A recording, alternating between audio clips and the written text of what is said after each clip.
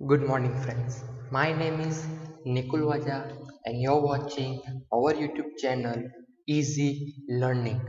So, in this video, we will learn what is accounting and what are its basic concepts. So, let's start. So, before starting, we will learn what is introduction. Okay, what things will be included in introduction, मतलब introduction में क्या include होगा। तो सबसे पहले कि accounting क्या है और अकाउंटिंग क्यों है, ये बेसिक इंट्रोडक्शन में होगा। तो क्या सबसे पहले अकाउंटिंग क्या है, तो क्या अकाउंटिंग एक लैंग्वेज ऑफ बिजनेस है, ठीक है। और क्यों है, तो वो इसलिए है ताकि हमने जो भी ऑपरेशंस पूरे साल किए हो वो हम सारा डेटा कम्युनिकेट कर सके और रिपोर्ट कर सके, किसको, तो कि स्टेक होल्डर, तो ठीक है। तो वही लिखा हुआ है, accounting is often called the language of business because the purpose of accounting is to communicate और report the result of business operation and its various aspects to various stakeholders of accounting information। अभी stakeholders कौन होते हैं? Stakeholders वो लोग होते हैं, they are those person who are directly और indirectly connected with the business operations, ठीक है। वो इंटरनल मेंबर भी हो सकते हैं और एक्सटर्नल पर्सन भी हो सकते हैं। इंटरनल में employees and the top level management persons, और आउटसाइडर यानी कि एक्सटर्नल की बात करें तो suppliers, debtors, bank, government etcetera. Then further written that in view of the utility of accounting reports to various interested party, it become imperative, that means compulsory, to make this language capable of commonly understood by all proposed stakeholder। India की ही बात करते हैं, सब बहुत लोग इसमें business करते हैं, ठीक है, और सभी लोगों का धंधा अलग अलग होता है, लेकिन अकाउंटिंग एक ऐसी लैंग्वेज है जो सभी बिजनेस को एक कॉमन पॉइंट पे प्रेजेंट करने का एक जरिया है, ठीक है। जैसे कि हर एक बिजनेस की पीएनएल भी होगी और बैलेंस शीट भी होगा। पीएनएल मतलब प्रॉफिट एंड लॉस अकाउंट, सबके ट्रायल बैलेंस भी होंगे, सबके लेजर्स भी होंगे, ठीक है। तो ये कॉमन लैंग्वेज है, जैसे पूरे वर्ल्ड की कॉमन लैंग्वेज इंग्लिश है, वैसे ही पूरे बिजनेस की एक लैंग्वेज है, उसका नाम है accounting. Okay, then what is the definition of accounting? तो it is given that it is the analysis and interpretation of bookkeeping records, and it is also includes preparation of financial and economic information which involves the measurements of transaction and other events relating to the entity। It is a one kind of science of keeping the books business records in regular and more systematic manner so that interested parties can interpret the information in a simplest way without any trouble। क्या कहा गया है English में, थोड़ा समझते हैं। तो क्या अकाउंटिंग क्या है, तो क्या बुक्स रिकॉर्ड है उसको एनालाइज करना और इंटरप्रेट करना, ठीक है, किसको, तो क्या भाई बुक कीपिंग में इंक्लूड क्या होता है, तो क्या preparation of financial and economic information. Economic information का यहाँ पे मीनिंग होता है जो भी ट्रांजेक्शन आप रिकॉर्ड करते हो वो डायरेक्टली कनेक्टेड होना चाहिए मॉनेटरी टर्म्स में, ठीक है। अगर आप किसी को गिफ्ट देते हो तो वो मॉनेटरी टर्म्स में रिकॉर्ड नहीं कर सकते, क्योंकि उसमें कहीं पे भी कंसीडरेशन, कहीं पे भी मनी इन्वॉल्वमेंट नहीं होता। और फाइनेंशियल इंफॉर्मेशन मतलब आप जो भी बिजनेस कर रहे हो और उसमें जितने भी ट्रांजेक्शन हो रहे हैं उसको रिकॉर्ड ही करना है, वो सारा डेटा आपका फाइनेंशियल इंफॉर्मेशन में जाता है।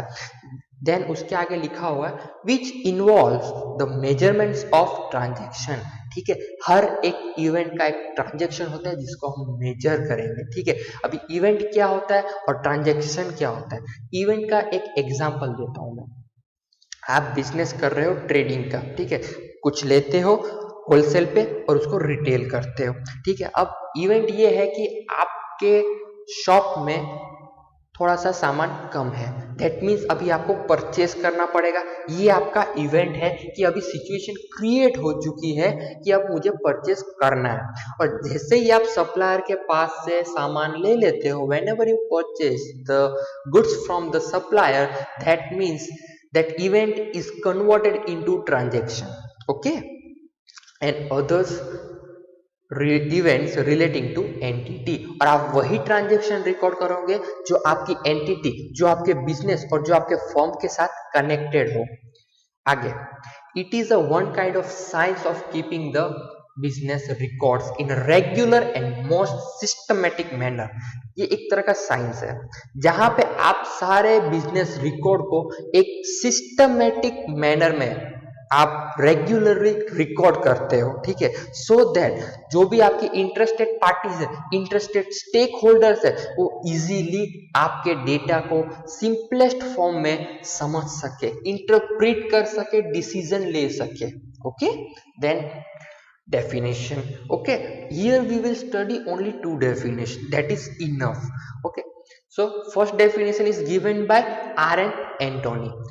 What he said: nearly every business enterprise has accounting system.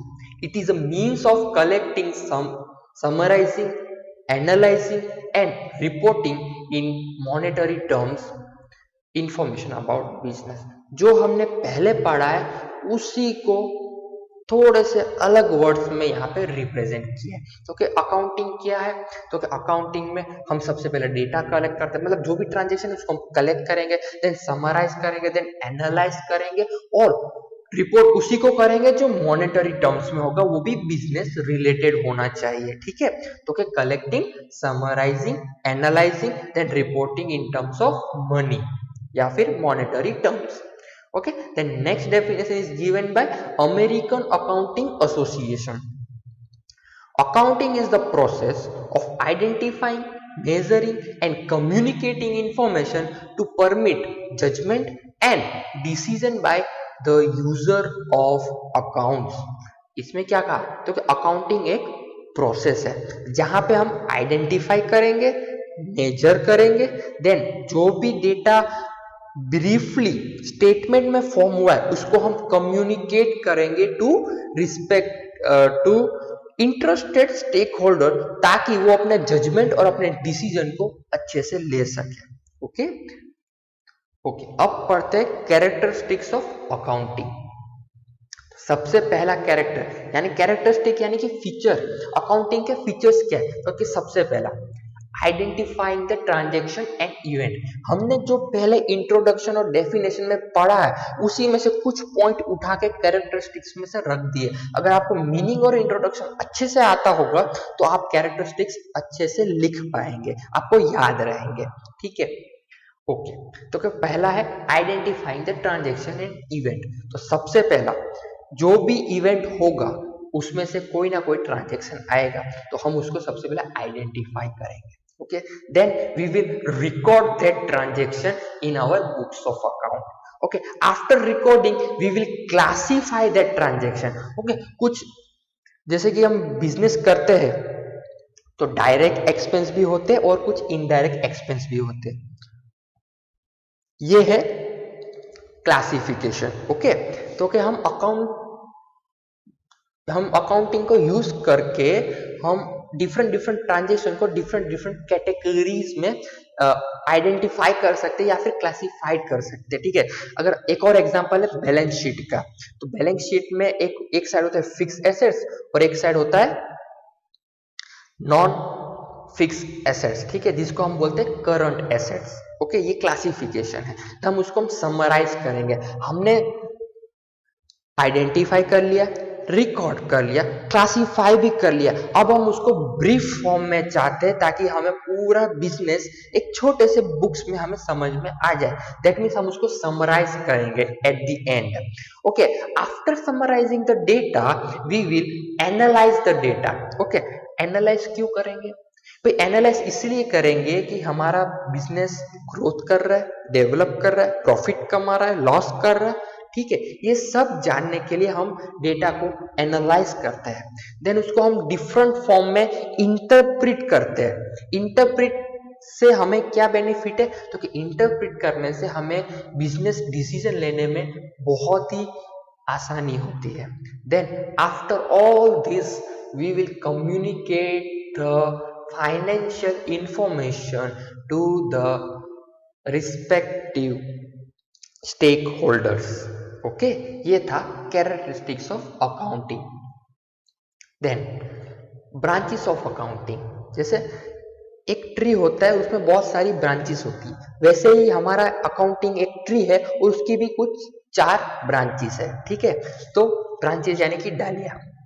Okay, सबसे पहला आता है financial accounting, then cost accounting, third one management accounting and at the end social responsibility accounting. अभी हम सबसे पहले जानेंगे कि फाइनेंशियल अकाउंटिंग क्या होता है।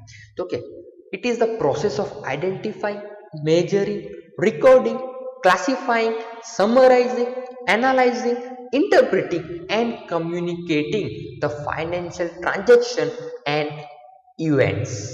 ओके, तो अभी हमने जो कैरेक्टरिस्टिक्स पढ़े हैं ये उसी का डेफिनेशन फॉर्म है। तो यही तो फाइनेंशियल डेटा होता है, यही तो फाइनेंशियल अकाउंटिंग होता है कि हम इवेंट को सबसे पहले ट्रांजैक्शन में कन्वर्ट करते हैं, देन उसको आइडेंटिफाई करने के बाद रिकॉर्ड करते हैं, देन मेजर करते हैं, क्लासिफाई करते हैं, समराइज करते हैं, एनालाइज करते हैं, एट द एंड इंटरप्रेट करके कम्युनिकेट करते हैं किसको, तो कि financial data and the events. Okay, then cost accounting. अब कॉस्ट अकाउंटिंग क्या होता है, तो कि ये थोड़ा बहुत भी नहीं बोलूंगा, फाइनेंशियल अकाउंट से कहीं गुना अलग है। लिखा क्या है, it is the that part of accounting which is concern with the process of accounting and controlling the cost of unit produced और rendered by the firm and also includes the estimates of cost in advance.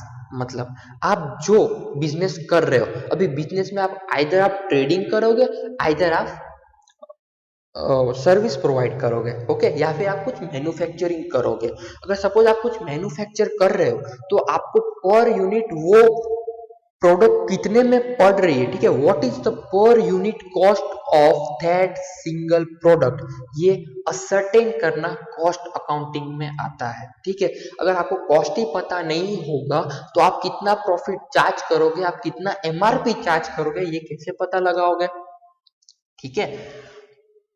और future में अगर आपको business expand करना है, ठीक है, तो उसके लिए भी estimate of cost in advance, मतलब हम कॉस्ट को एडवांस में एस्टीमेट कर सकते हैं, यही है कॉस्ट अकाउंटिंग का basic objective. Then management accounting, the third one, it is that part of accounting which is concern with and decision making process of the management. मतलब ये किससे रिलेटेड है, तो कि डिसीजन मेकिंग से रिलेटेड है। हाँ, management account is totally depend upon financial accounting and cost accounting. क्यों, अगर हमारे पास डेटा ही नहीं होगा तो हम डिसीजन कैसे लेंगे, कौन से डेटा को प्रोसेस करेंगे। ओके, फाइनेंशियल अकाउंटिंग में कौन से बेसिस पे आप डेटा एनालिसिस करेंगे, तो कि सबसे पहले इसमें कैश फ्लो स्टेटमेंट्स आते हैं, ठीक है, रेशियो एनालिसिस आते हैं, ठीक है, ओके। तो और फाइनेंशियल में क्या आता है, तो फाइनेंशियल में प्रॉफिट एंड लॉस अकाउंट्स आते हैं एंड बैलेंस शीट आता है, ओके। अब आते हैं social responsibility accounting. Definition is given but इसका एक स्मॉलर रूप में आपको एक्सप्लेन कर देता हूँ क्या है। तो कि सोशल रिस्पॉन्सिबिलिटी समझने के लिए आपको सबसे पहले अपना एक माइंडसेट सेट करना पड़ेगा, ओके। आप बिजनेस कर रहे हो और ये बिजनेस आप कहाँ पे कर रहे हो, तो क्या आप सोसाइटी के अंतर्गत रह के आप ये बिजनेस कर रहे हो, okay, living with in the society and you are doing the business, okay. आपको कस्टमर भी कहाँ से मिलेंगे, तो क्या आपको कस्टमर भी सोसाइटी से ही मिलेंगे। आपको रिसोर्सेज कहाँ मिलेंगे, तो क्या आपको रिसोर्सेज सोसाइटी की तरफ से ही मिलेंगे।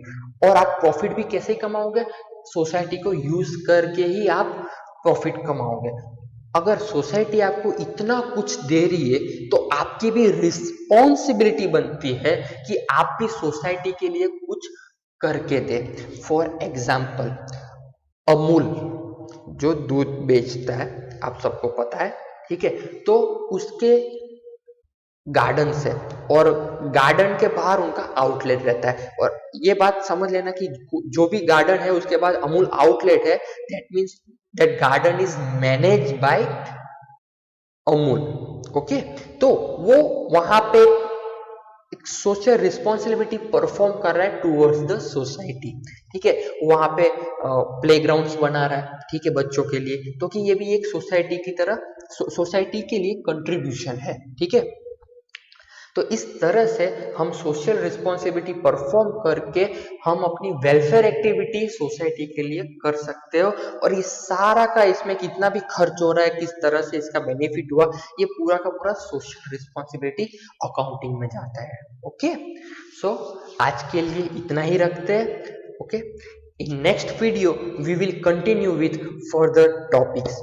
अगर आपको वीडियो बहुत अच्छा लगा हो तो चैनल को सब्सक्राइब करें, वीडियो को लाइक करें और अपने दोस्तों के साथ शेयर करें। ठीक है, thank you and have a good day.